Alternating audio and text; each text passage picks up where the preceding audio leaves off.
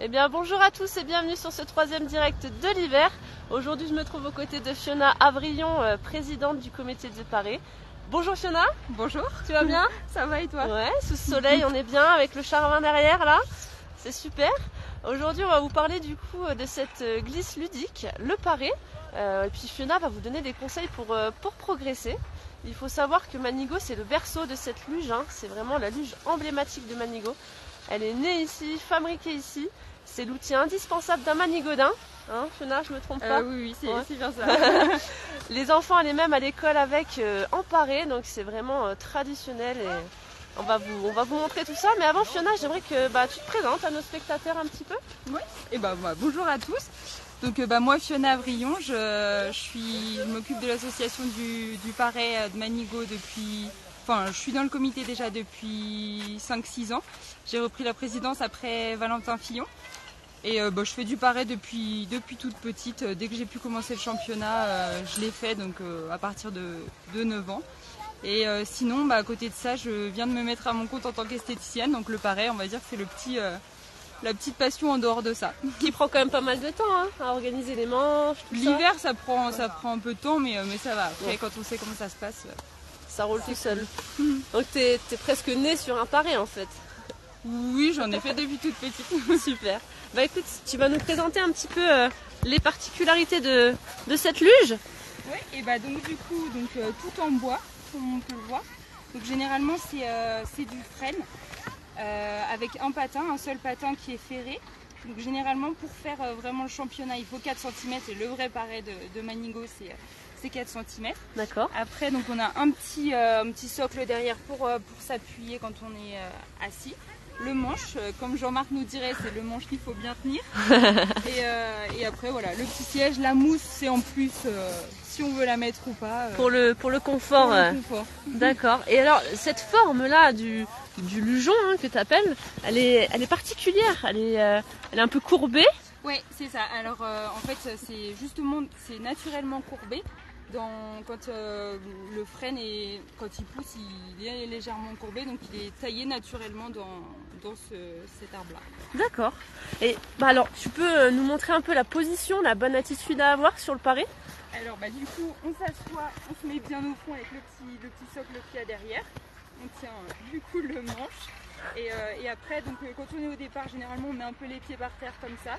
Et puis il faut bien être bien au milieu et puis après ouais.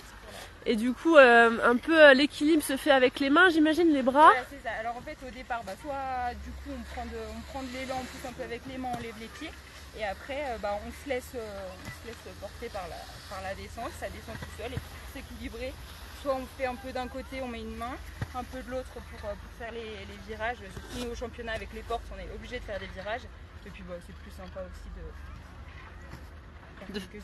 faire des zigzags. Et écoute, je vais descendre un petit peu et tu vas me rejoindre, comme ça on va voir comment tu fais. Ok.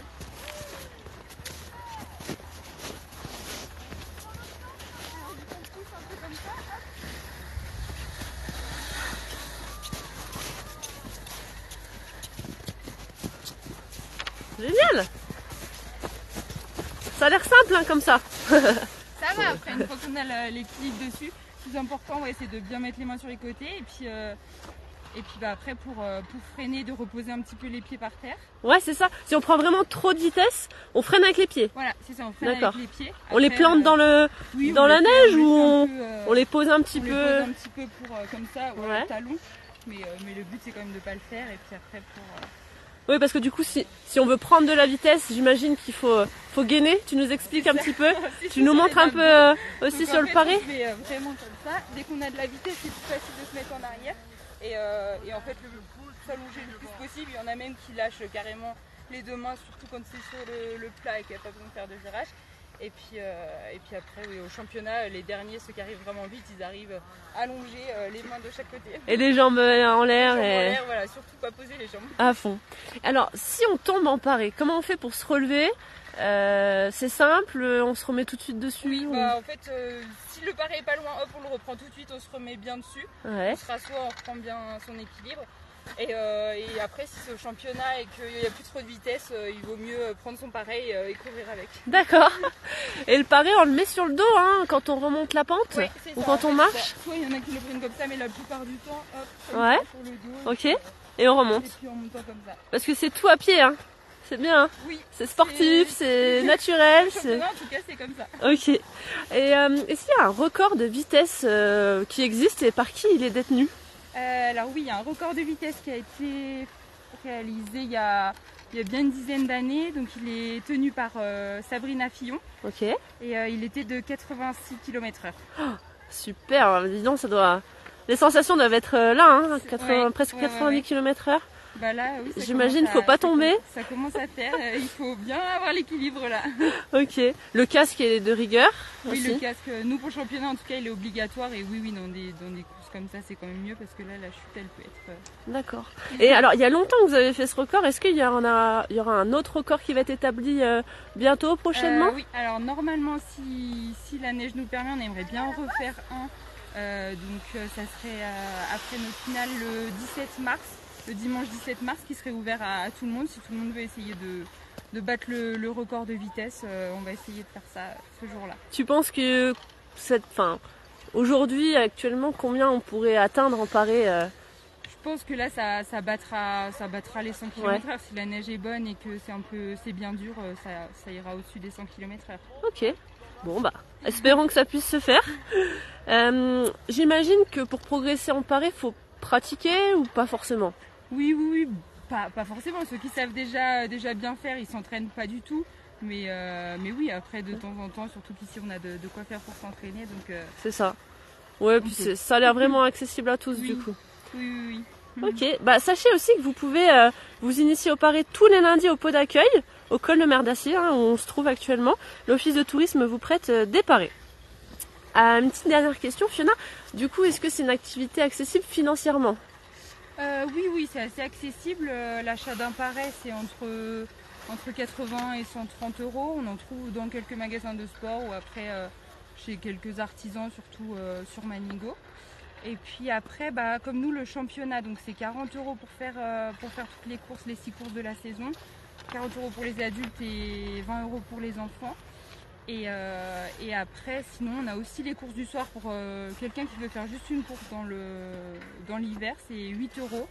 Donc le slalom chronométré comme les autres, avec un petit classement à la fin. On défie les champions.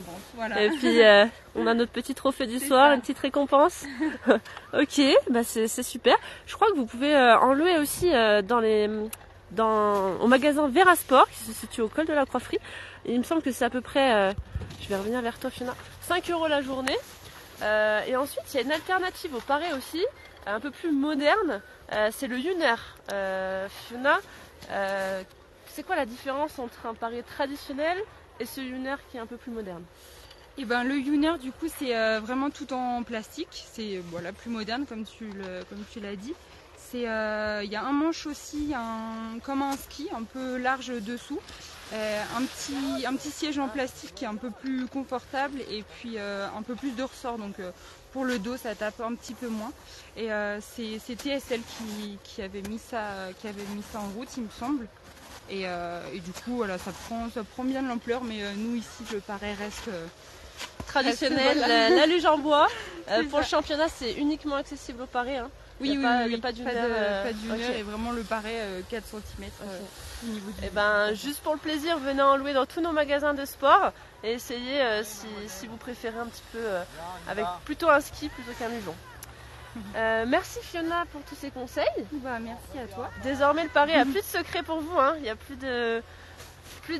Vous pouvez pas... il faut participer au championnat de paré. Ah d'ailleurs Fiona, la finale c'est samedi 9 mars. Oui, c'est ça. ça. Au col de Mer d'Acier ou au col de la Croix-Frie? Alors on ne sait pas encore où c'est qu'on va le faire, ça va dépendre de la neige. Et c'est par contre à partir de 18h, donc samedi prochain. D'accord, un peu plus tôt que d'habitude. Oui c'est ça, on le fait un petit peu plus tôt parce que c'est toujours un peu plus festif aussi, on prend un peu plus le temps. On essaie des fois il y a un petit feu d'artifice à la fin, on essaie toujours d'animer un petit peu plus. Et puis la finale, ça met toujours un peu plus de pression. C'est sûr, c'est ça. Et bien voilà, super. Ici, il y a un repas également. Oui, alors oui, on fait un repas après à la salle des fêtes de la Clusa qui est ouvert à tout le monde. Donc il ne faut pas hésiter à réserver. Il y a toutes les informations sur notre page Facebook ou sur le site internet. Donc c'est vraiment une soirée hyper conviviale un peu pour fêter la fin du championnat.